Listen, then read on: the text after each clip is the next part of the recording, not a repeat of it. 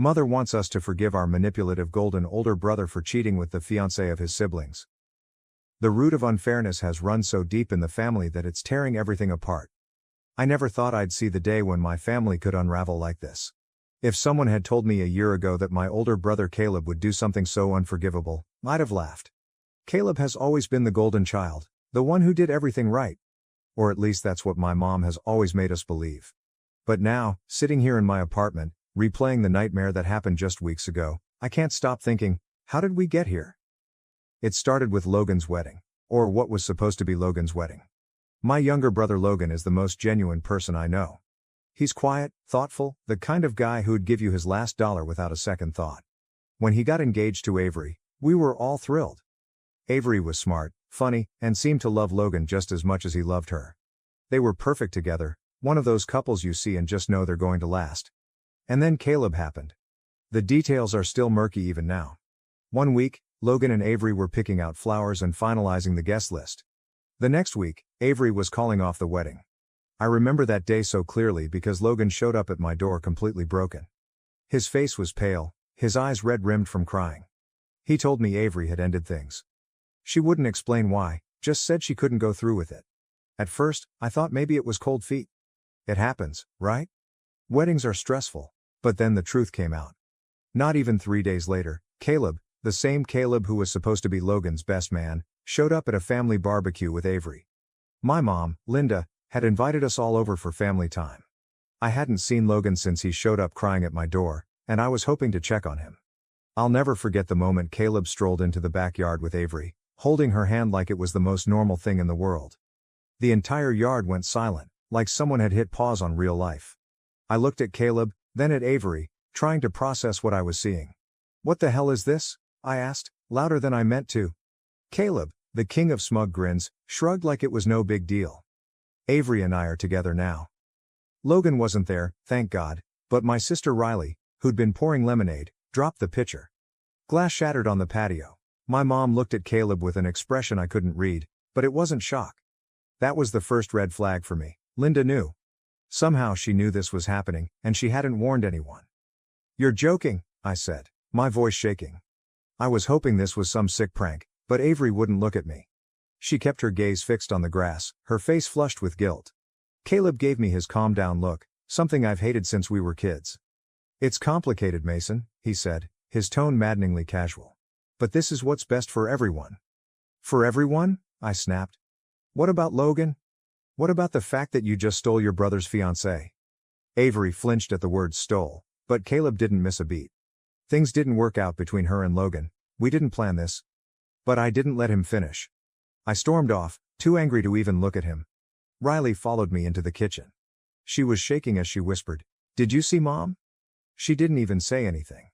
It's like she's okay with this. That was the second red flag. Linda had always had a soft spot for Caleb. He was the oldest, the one who made the family proud with his college degree and corporate job. Meanwhile, Logan and I were just, Logan and I. I always joked that we were the spare parts of the family, but now it didn't feel so funny. Later that night, I called Logan. I asked him if he knew about Caleb and Avery. He didn't. He didn't even sound angry when I told him, just hollow. "Of course it was Caleb," he said quietly. "It's always Caleb." The fallout was immediate. Riley stopped talking to Caleb altogether. I tried to confront him again, but he brushed me off, acting like I was overreacting. My mom called me a few days later, her voice unnervingly calm. "Mason, we need to talk," she said. "About what?" I asked, still seething about Caleb and Avery. She replied, "We're having dinner at the house this weekend. I want you and Riley to come. It's time to move past this." I thought I'd misheard her. Move past this? Avery betrayed Logan. Caleb broke his heart. "I know it's hard," she cut me off gently. "But Caleb's still your brother. He made a mistake, but he's happy now. Isn't that what matters?" I was speechless. My mom, who was supposed to protect all of us equally, was siding with Caleb again. I told Riley about the dinner, and she rolled her eyes. "Are you kidding me? She's trying to sweep this under the rug. Typical." I didn't disagree. Still, part of me felt like I had to go, not for Caleb, not for my mom, but for Logan. I wanted him to know someone was still in his corner. That Saturday, I showed up at my parents' house, dreading what I'd find. Riley was already there, sitting on the porch with her arms crossed. "This is going to be a disaster," she muttered as I walked up. I didn't argue. When we walked inside, Caleb was already at the dining table, grinning like he hadn't just torn the family apart. Avery was there too, sitting next to him like she belonged. Our mom, Linda, stood at the head of the table, smiling as if nothing was wrong. "Come sit," she said brightly. "We're going to have a nice family dinner." I looked at Riley, and she looked at me. The air felt so thick with tension I thought it might suffocate me, but I took my seat, and the disaster began. I didn't want to sit at that table, if I'm being honest. I wanted to flip the damn thing over and walk out. But Logan wasn't there, and Riley and I had to represent him. Someone had to call Caleb out. Someone had to say what everyone else was too cowardly to say. Linda, my mother, stood at the head of the dining table with a spread of food so immaculate it felt like she thought cooking could solve this mess. She was smiling, forcing cheer into the room like she could manifest it into existence. "Let's just sit down, eat, and talk," Linda said. I looked at Riley, who muttered under her breath, "I'd rather eat glass." Caleb was sitting at the far end of the table with Avery. Avery. It still made my blood boil to see them together. Caleb had one arm lazily draped over the back of her chair like they were on a damn date. Avery, though, wouldn't make eye contact with me or Riley. She kept her head down, poking at her plate as if the mashed potatoes were the most fascinating thing she'd ever seen. "Where's Logan?" I asked. My voice came out sharper than I intended. Linda gave me one of her tight-lipped, "You're ruining this" smiles. "Logan decided not to come." "Yeah, no kidding," Riley said, crossing her arms. "Wonder why?" Linda shot her a warning glare but didn't say anything. I think she knew Riley wouldn't back down. Out of all of us, Riley has always been the firecracker. She's only 2 years younger than me, but she's never been afraid to call things like she sees them, especially when it comes to Caleb. I turned my attention to Caleb, who was buttering a roll like he hadn't just detonated a nuclear bomb in our family. "So, Caleb," I said, "you're just okay with all of this?" He looked up at me and gave me his infuriating calm down look. God, I hated that look. He's been giving it to me since we were kids, like he's somehow older, wiser, and above it all. "What do you mean by this, Mason?" "This," I snapped, waving my hand at him and Avery. "You stole Logan's fiancée, Caleb. The same Logan who trusted you enough to ask you to be his best man. Are you kidding me with this?" Caleb sighed heavily and set his butter knife down, as if I was the unreasonable one here. "Look, Mason, I know it's complicated, but Avery and I didn't plan this. Things just happened." "Things just happened?" Riley scoffed, leaning forward in her chair. "That's your excuse? You don't accidentally fall into a relationship with your brother's fiancée, Caleb?" Avery winced at Riley's words but still didn't look up. I thought maybe she'd defend herself, say something, but she just sat there, letting Caleb do all the talking. Caleb ran a hand through his hair, his frustration finally showing. "I'm not going to sit here and let you two gang up on us. Avery and I have been honest with each other. We're happy together, and we don't need your approval." "Honest?" I shot back. "You think what you did to Logan was honest? You didn't even have the guts to tell him yourself. He had to find out from Avery when she called off the wedding." "That's enough," Linda's voice rang out across the table. She looked at me with that familiar, disapproving glare, the one she used when I was a kid, and talked back. "We are not going to spend this dinner yelling at each other like children." "Then maybe Caleb shouldn't have acted like one," Riley snapped, pushing her plate away. "Riley, please," Linda said, her voice tight. "This isn't helping. Caleb and Avery are here because they want to move forward as a family. We all need to forgive and let this go." "Forgive and let this go?" I stared at her, unable to believe what I was hearing. "So you're just okay with this?" I asked slowly. "You're okay with what Caleb did to Logan?" Linda's face softened, as if she were speaking to a child who just didn't understand the world. "Mason, life is complicated. People make mistakes, but they deserve a chance to be happy." "Happy?" Riley exploded, slamming her hands on the table. "Mom, Logan is miserable. You're acting like none of this matters. Caleb humiliated him, and you're here playing hostess like it's Thanksgiving dinner." Caleb stood up then, his chair scraping against the hardwood floor. "You know what? I don't need to sit here and be attacked in my own house. I'm done with this conversation." "Sit down," I snapped, my voice coming out low and dangerous, even surprising myself. I was so tired of Caleb walking away from everything: responsibility, consequences, Logan. You don't get to walk in here with Avery like nothing happened and then act like we're the problem. Avery finally spoke up then, her voice quiet and shaky. "It wasn't It wasn't supposed to happen like this. Riley and I turned to her. Then why did it? I asked, my anger laced with disbelief. Avery looked at Caleb, almost as if she was waiting for permission to speak. When he didn't say anything, she took a deep breath. Caleb and we started talking months ago. At first, it was innocent, but he told me things about Logan, things that made me doubt everything. What things? Riley demanded. Avery's voice faltered. He said Logan didn't really love me, that he was just going through the motions because he felt like he had to settle down. Caleb made me feel seen, like someone understood me. I froze, the pieces falling into place. Caleb had been planting seeds of doubt in Avery's mind for months. That was who he was. Charming, manipulative, always looking out for himself. You've got to be kidding me, Riley said, her voice dripping with disgust. You let Caleb convince you Logan didn't love you? Logan adored you, Avery. Everyone could see it. Avery flinched, but Caleb stepped in front of her, his voice cold. We're not going to sit here and let you two attack Avery. This conversation is over. Fine, I said, standing up. Then I guess I'll have this conversation with Logan instead. I'm sure he'll love hearing how his own brother was working behind the scenes to sabotage his relationship. Mason, Linda started, but I didn't let her finish. Logan deserves better than this, Mom, and if you can't see that, then I don't know what to tell you. I turned and walked out, Riley close on my heels. As soon as the front door slammed behind us, Riley let out a breath she'd clearly been holding. Unbelievable, she muttered. Caleb's not even sorry.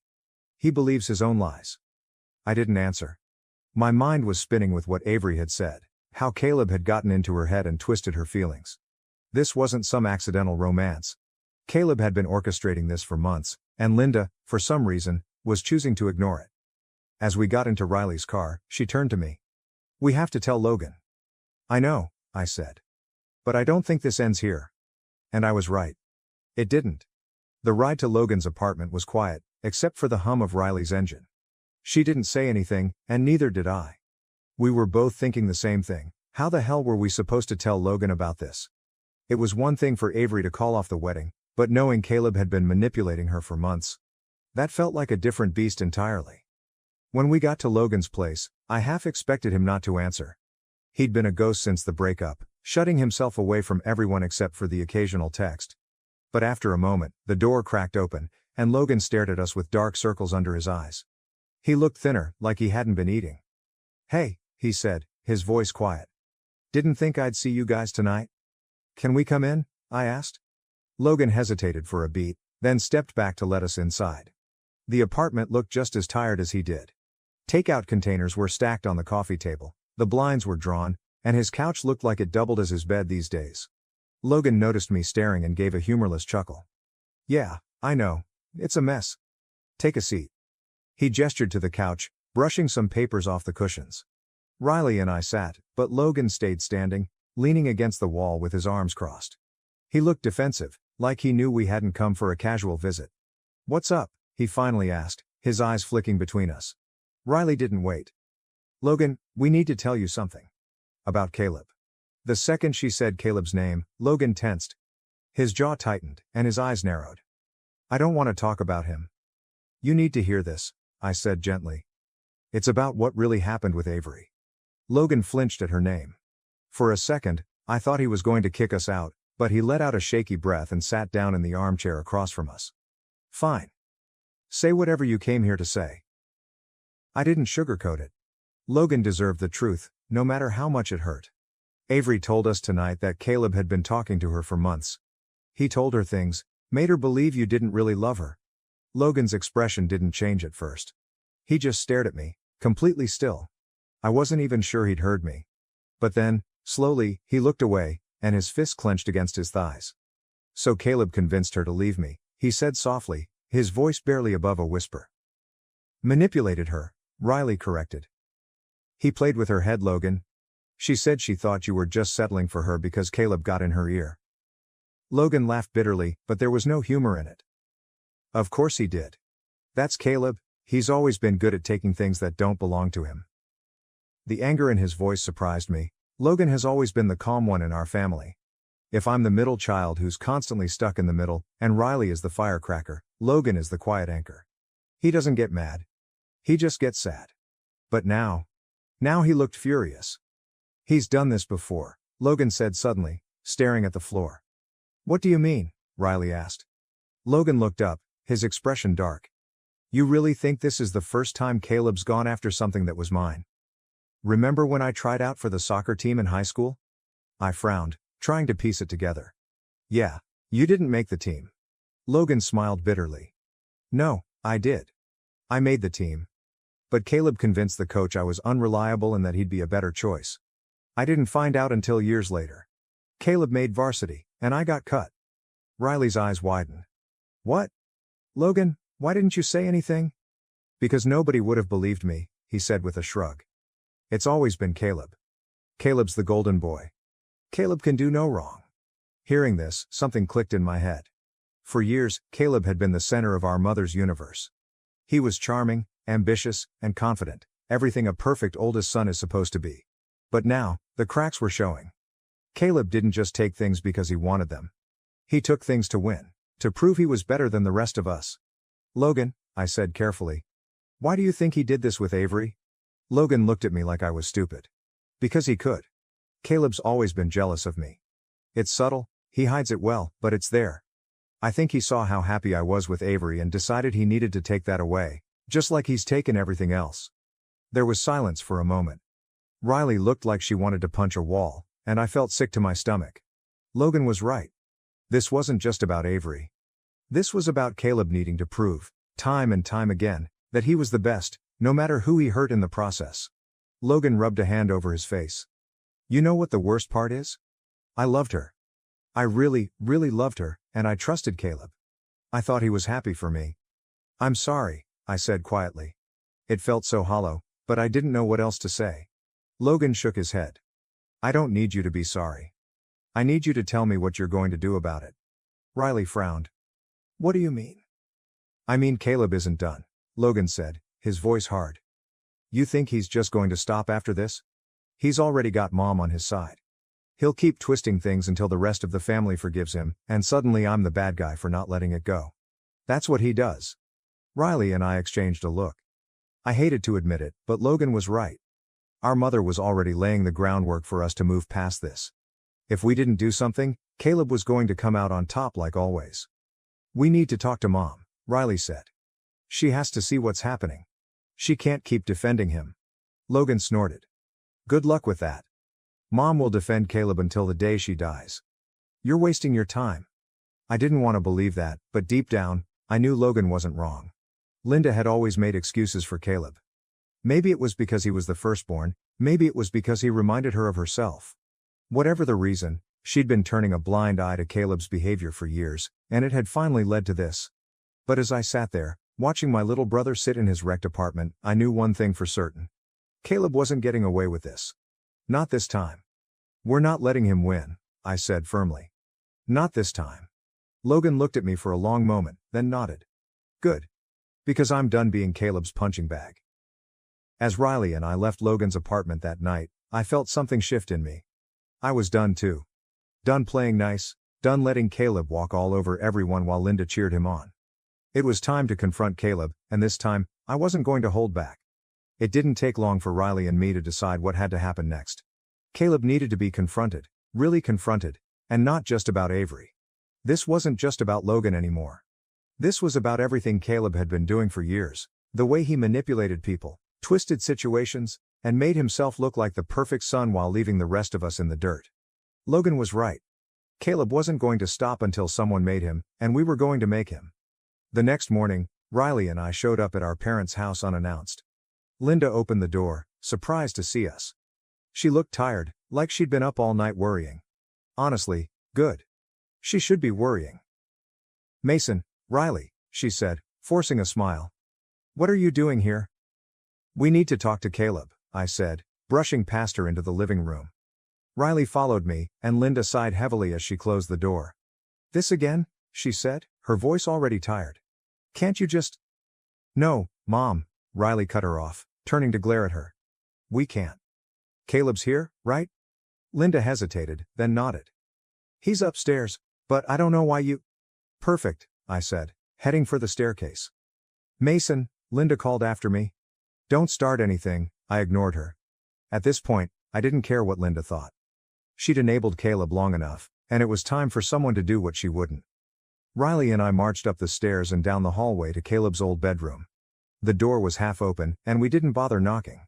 I pushed the door open, and there he was, sitting on his bed with his laptop open. When he looked up and saw us, his face twisted into a mix of annoyance and smugness. "To what do I owe this honor?" Caleb said, closing his laptop and leaning back against the wall.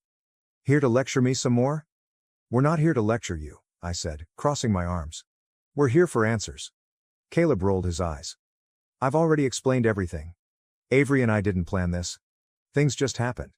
Why can't you guys accept that and move on?" "Because it's a lie," Riley snapped. "Avery told us you'd been getting into her head for months, Caleb. You were sabotaging her relationship with Logan the whole time." Caleb's face darkened, but he didn't lose that smug expression. "So what? Relationships fall apart all the time. It's not my fault Logan couldn't keep her." I took a step toward him, my fists clenching at my sides.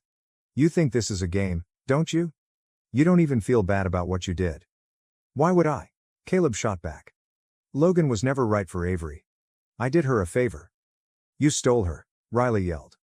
"You manipulated her into leaving Logan because you can't stand seeing anyone else happy." Caleb stood up, his expression shifting into something colder. "Watch it, Riley. You don't know what you're talking about." "Oh, we know exactly what we're talking about," I said, my voice low. "You've been doing this for years, Caleb. Undermining Logan, taking what's his, making yourself look like the golden child while the rest of us suffer for it." Caleb smirked. "You're being dramatic." "Am I?" I shot back. "Logan told us about the soccer team, about how you convinced the coach to cut him so you could take his spot. Sound familiar?" Caleb's smirk faltered for just a second, but he recovered quickly. "That was years ago. Who cares?" "Logan cares," Riley snapped. "You ruined that for him, just like you ruined this." Caleb laughed, but it wasn't a happy sound. It was bitter and mocking. "You guys are unbelievable. You think I'm the villain? Logan's pathetic. He always has been. He's weak, and he lets people walk all over him. I didn't steal Avery. She chose me because I'm better than him." I felt my blood boiling, but Riley was faster. She took a step forward and jabbed a finger at Caleb's chest. "You're not better than anyone, Caleb. You're a liar and a manipulator, and the only reason you get away with it is because Mom lets you." "Leave Mom out of this," Caleb growled. "Why?" Riley shot back. "You're her favorite, and we all know it. She'll defend you no matter what you do." At that moment Linda appeared in the doorway. "What's going on in here?" she demanded, her voice sharp. "Ask your perfect son," Riley said, turning to glare at her. "He just admitted to manipulating Avery into leaving Logan." Linda's face paled, and she looked at Caleb. Is that true?" "Of course not," Caleb said smoothly, his voice softening. "They're twisting my words, Mom. I never did that." "You said Avery chose you because you're better than Logan," Riley shouted. Linda turned to Caleb, her expression unreadable. "Caleb." Caleb looked at her with wide, innocent eyes, like he always did when he needed to get out of trouble. "Mom, come on. You know me. I'd never do something like that." Linda hesitated, and I could see the doubt in her eyes. For a second, I thought maybe, she'd finally see Caleb for who he really was. And then, as always, she folded. "I'm sure there's been a misunderstanding," she said, her voice tight. "We're not going to solve anything by yelling." Riley let out a bitter laugh. "Unbelievable, you're still defending him." "I'm not defending anyone," Linda shot back. "But I'm not going to let this family fall apart over a relationship that didn't work out." "This family already has fallen apart," I said quietly. "And it's because of Caleb." Caleb shrugged, looking bored. "Cry about it." "I'm done with this conversation." "No," Riley said sharply. "We're done with you." "What's that supposed to mean?" Caleb asked, narrowing his eyes. "It means we're not letting you win this time," I said. "Logan's done, Riley's done, and so am I. You're on your own, Caleb." For the first time, Caleb looked genuinely rattled. "You can't just cut me out of the family." "Watch us," Riley said coldly. I turned to Linda, who looked stricken.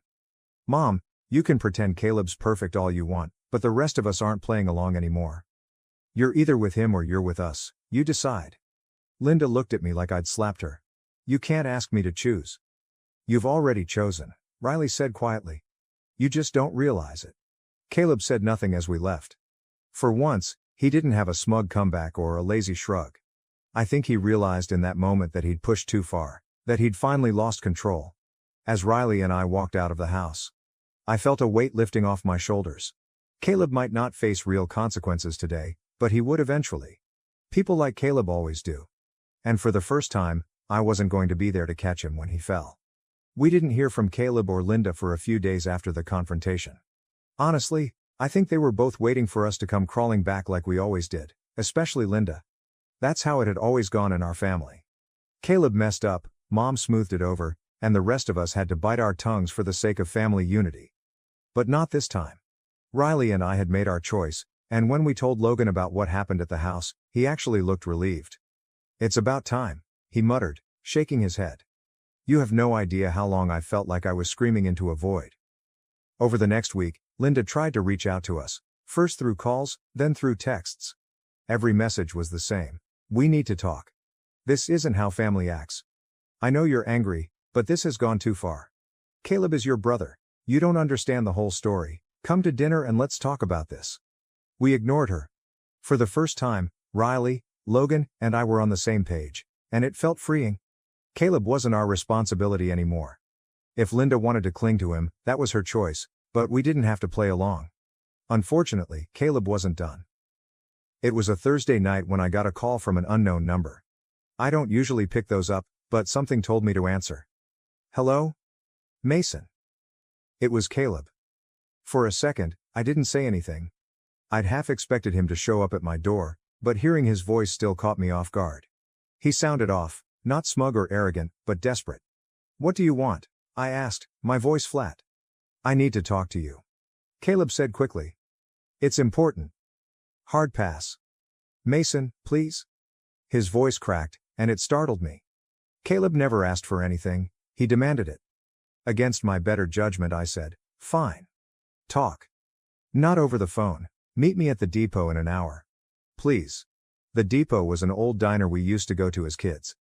It felt weirdly symbolic, like Caleb was trying to tap into some shared history to guilt me into listening. I didn't want to go, but I couldn't shake the feeling that something was wrong. An hour later, I walked into the depot. Caleb was already there, sitting at a booth in the corner. He looked rough, his usually perfect hair was disheveled, and he had bags under his eyes like he hadn't slept in days. For a second, I didn't recognize him. "What do you want, Caleb?" I asked, sliding into the seat across from him. He didn't answer right away. Instead, he stared down at the table, his fingers drumming nervously on the surface. "I messed up," he said finally, his voice low. I laughed bitterly. "Yeah, no kidding." "No, Mason, I really messed up. More than you realize." Something about the way he said it made the hairs on the back of my neck stand up. I'd never seen Caleb like this. He looked scared. "What are you talking about?" I asked. Caleb took a deep breath, then let it out shakily. "I'm in trouble. Bad trouble." He looked up at me, and for the first time, I saw it in his eyes. Panic. "What kind of trouble?" Caleb ran a hand through his hair, his fingers trembling. "Debt. Debt." He nodded. "I owe a lot of people a lot of money. I tried to fix it, Mason. I did. But it got out of control. Avery." He trailed off, his voice breaking. "Avery was part of the fix." "What do you mean?" I asked, my stomach dropping. Caleb looked at me, and I swear I'd never seen him look so ashamed. "I needed money. I thought if I could get closer to Avery, I could, I don't know, convince her to help me out. Her family has money, and I thought maybe." "You used her," I interrupted, stunned. "You manipulated Avery because of your debt?" Caleb flinched, but he didn't deny it. "I didn't mean for it to go this far. I didn't think she'd leave Logan for me. But once it started, I couldn't stop it." I stared at him, trying to process what he just said. Caleb hadn't just stolen Logan's fiancée because he wanted to win. He'd done it because he was desperate. He'd played with Avery's feelings, destroyed Logan's life, and torn our family apart, all to cover up the mess he'd made for himself. "Does Mom know?" I asked quietly. Caleb shook his head. "Number and she can't. If she finds out, she'll—" "What?"